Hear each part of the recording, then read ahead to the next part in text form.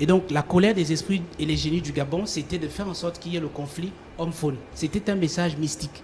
Mais dommage qu'il n'y ait pas assez de mystique au Gabon. Tout le monde veut être dans la jouissance des biens et de l'argent. L'idolâtrerie, là, toi, tu es parti rester avec Akrombessi dans ton vaudou. Tu n'as pas vu ça? Là, c'est vraiment... Non, c'est une bonne question.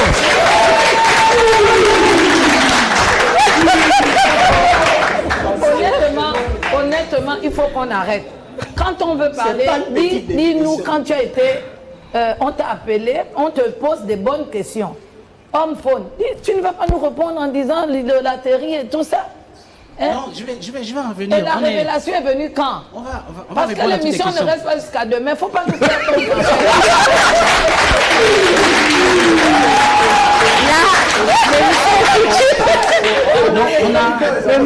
Bienvenue sur Chap Chap, on est chez vous.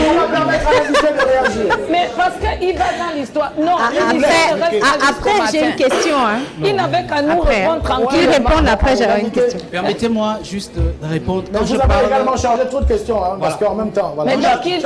C'est pourquoi j'ai dit, on va permettre, j'ai demandé à... Permettez-moi, s'il vous plaît, de répondre aux questions pour que les Gabonais puissent avoir une idée. Parce que si vous m'interrompez à chaque fois en posant des questions, je ne réponds pas.